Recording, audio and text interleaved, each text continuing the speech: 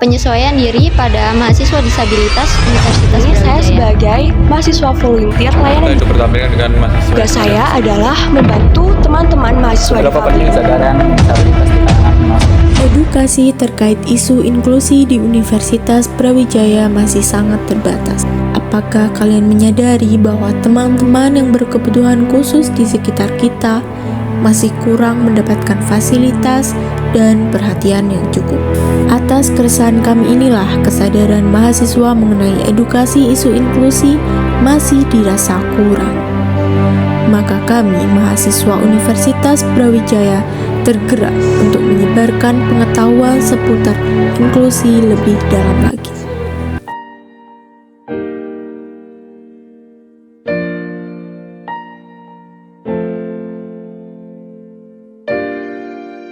Penting sih, soalnya kita hidup berdampingan dengan mahasiswa yang ada disabilitasnya. Oke, Penting karena anak-anak yang disabilitas juga punya hak sendiri.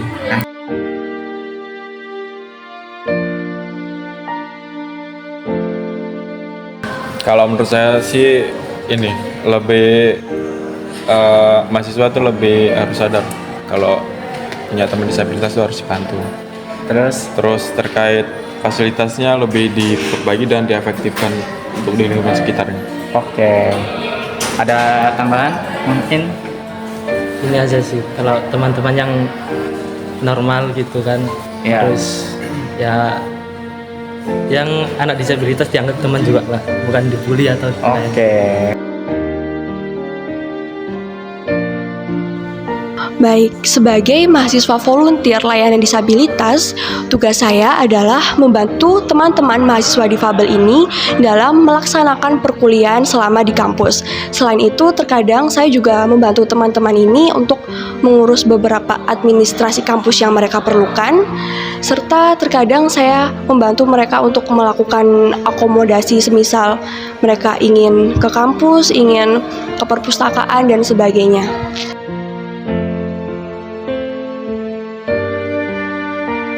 Nah, untuk kendala sendiri, ini saya beberapa kali sering menemui gitu. Contohnya saat saya sedang mendampingi mahasiswa difabel dengan bidang keilmuan yang berbeda dari saya. Saya sendiri adalah mahasiswa yang dari ilmu budaya. Nah, saat saya sedang mendampingi mahasiswa contohnya dari Filkom, di situ saya mengalami kesulitan untuk membuat catatan biasanya karena kata-kata yang digunakan oleh dosen-dosennya tentu beda, kata-kata ilmiahnya tentu beda, sehingga saya terkadang kesulitan untuk membantu teman-teman difabel ini untuk membuat catatan.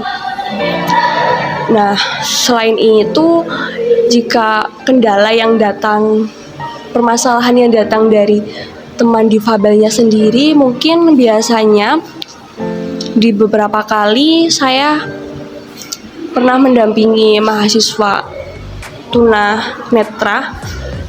tunarungu. Nah, kan biasanya saat sedang mendampingi mahasiswa tunarungu ini, saya karena keterbatasan saya dalam bahasa isyarat, jadi saya membantu mereka untuk membuat catatan juga. Nah, di situ terkadang mereka ini biasanya asik sendiri main HP gitu, tidak memperhatikan penjelasan dosen, sehingga hanya saya memperhatikan dan mencatat, tapi mereka tidak memperhatikan gitu. Nah, saya merasa kurang nyaman sih.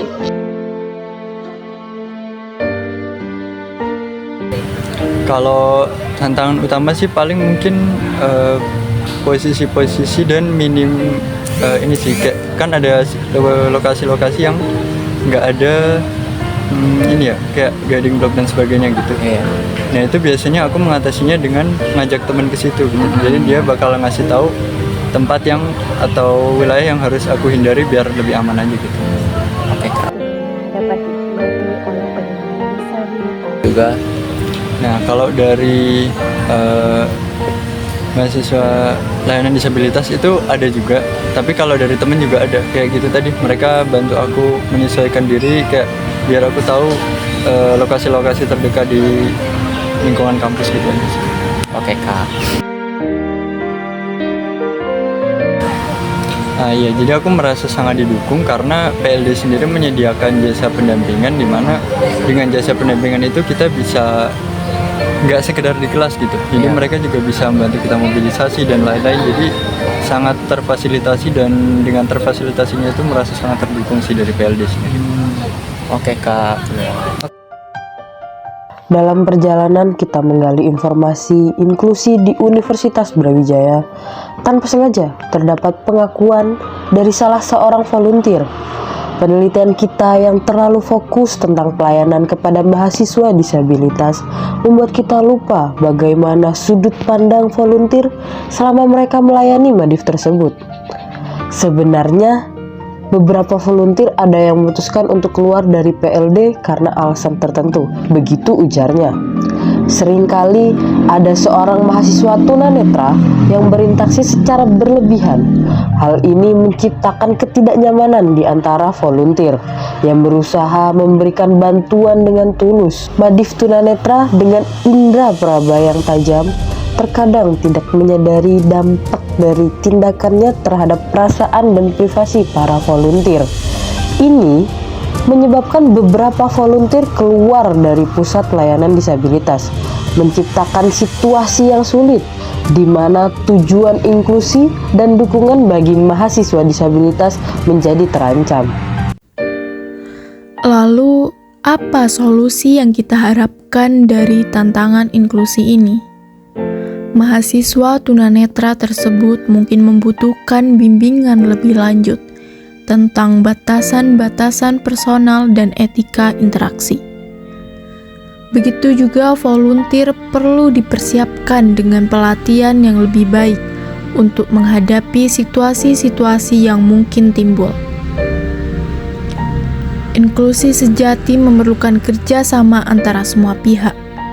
Dengan memahami satu sama lain, kita dapat menjembatani kesenjangan dan membuka pintu untuk pengalaman yang lebih besar bagi setiap mahasiswa tanpa terkecuali.